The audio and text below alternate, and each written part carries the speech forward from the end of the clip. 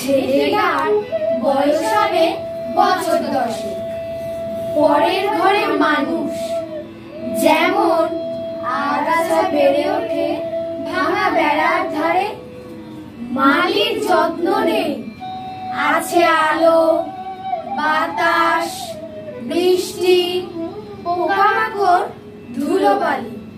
কখনো ছাগলে দেয় মুড়িয়ে, কখনো মারিয়ে দেয় গরুতে, তবু মরতে চায় না, শক্ত হয়ে ওঠে, নাম তার বিচ্ছু।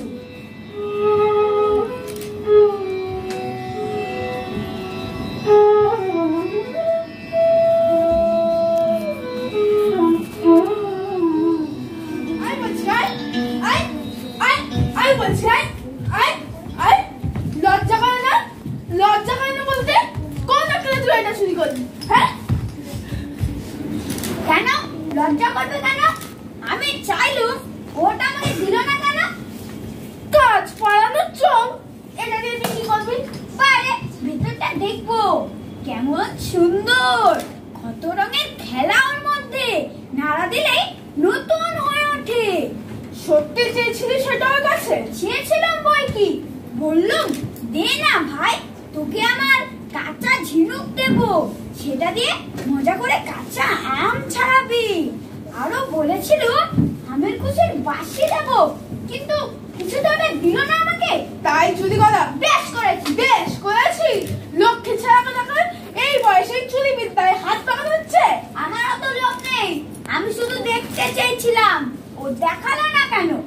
দেখালো না কেন? দেখালো না বলে চুরি করতে হবে একটা জালি খেলে, একেবারে একেবারে জালি খেলে। আমার যদি তোকে কখনো চুরি করতে দেখেছি না, এই হাত ভেঙে রেখে দেবো। বাদল থাকা জালি খেলে একেবারে। গজগজালি ফসফসালি, লজ্জা নেই তার ছি, রেগে মেগে কান মুড়ে দেয় ওই খোদন পাকরাশি। খুব কানমালা খেলি তো। কান থাকলে কানমালা খেতে হয়, তোর কান নেই তাই কানমালা খেতে হয় না।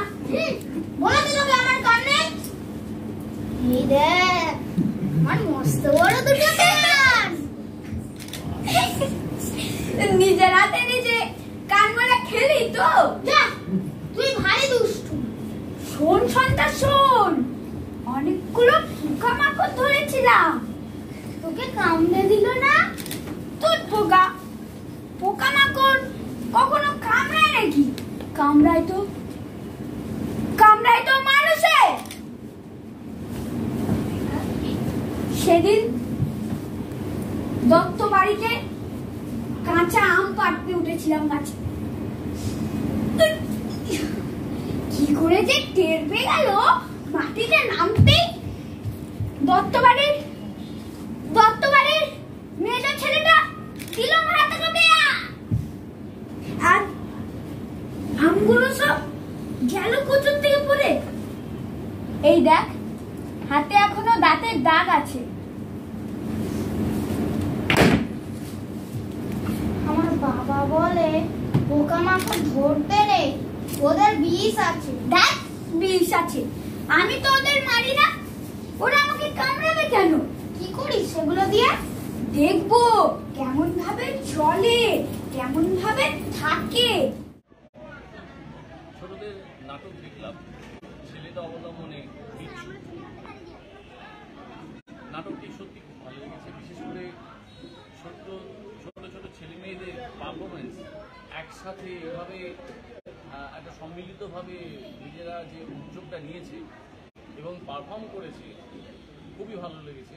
বিশেষ করে আরও ভালো লেগেছে সারাক্ষণ বসে থেকে সব শেষে ওরা পার্টিসিপেট করেছে।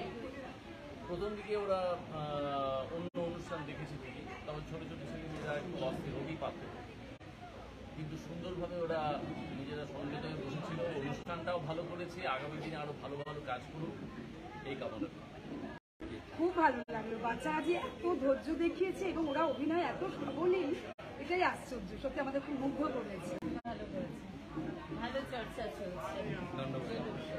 খুব ভালো হয়েছে। আর ওরা যে সব প্রথম থেকে বসেছিল, আমাদের কথাগুলো ওরা এত বুঝতে পারেনি, কিন্তু তাতেই যে ওরা বসে আমাদের সহ্য করেছে, তারপর জন্য এত ভালো প্রোডাকশন, ওদের জন্য অনেক এক লাখ শুভকামনা। অসাধারণ হয়েছে, প্রত্যেকে পার্ট মুখস্থ করেছে, পজিশন চেঞ্জ করেছে, কোথাও এতটুকু ছন্দমতন হয়নি। এই নাটক আরো অনেক দূর যাবে বলেই আমার বিশ্বাস, অনেক পুরস্কার আনবে। তোদের ভাস্কর এবং পরিচালক, ভাস্কর এবং সমাপ্তিকে আমার অজস্র শুভকামনা। এক কথায় দারুণ। ধন্যবাদ। ডানপিটের কলাকুশলীরা তারা মঞ্চ ছেড়ে এখন গ্রিন রুমের দিকে যাচ্ছে। আপনারা দেখলেন ডানপিটে। ভালো হয়েছে, অসাধারণ। মানে এত সুন্দর করে ছোটরা এরকম একটা জায়গায় এত সুন্দর করে করেছে, যেটা সত্যি আমাদের কাছে শেখার দারুণ হয়েছে, দারুণ। অবশ্যই আপনাদের বলা এই ভাগটা অবশ্যই আবারও আছে শিশু মঞ্চে সম্ভবত, আপনারা অবশ্যই আছেন 14 তারিখ শিশু মঞ্চে সন্ধ্যে 7টায় অবশ্যই আসবেন। দেওয়ার মতো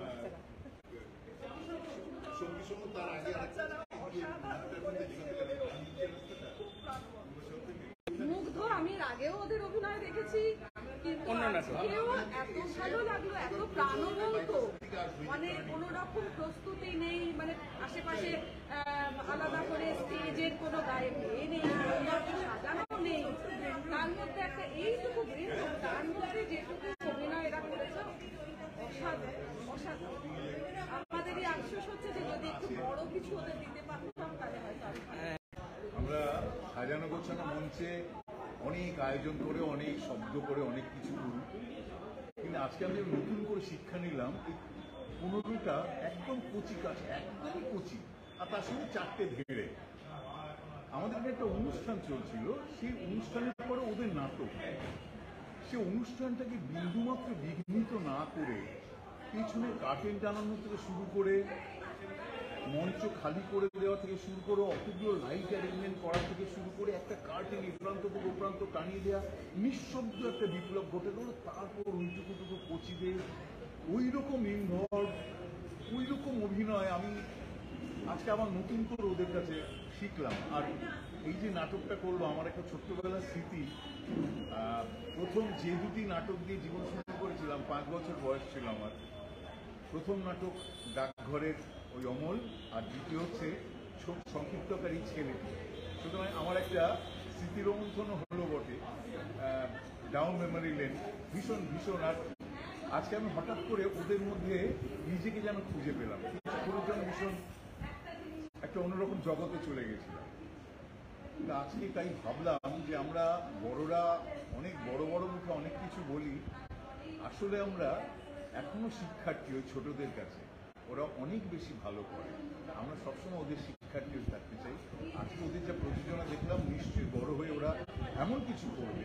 আর সঙ্গে ভাস্কর রয়েছে, সমাপ্তি রয়েছে, এদের পরিচালনা, এদের অভিভাবকত্বে ওরা নিশ্চয়ই একদিন আমাদের সামনে বড় কোনো নজির তৈরি হবে।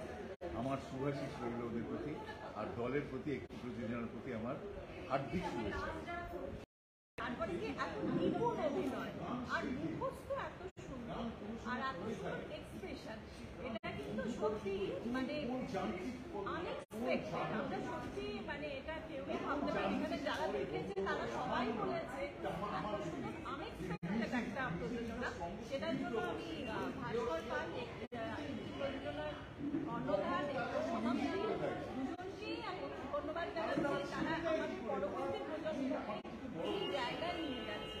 আমি বলছি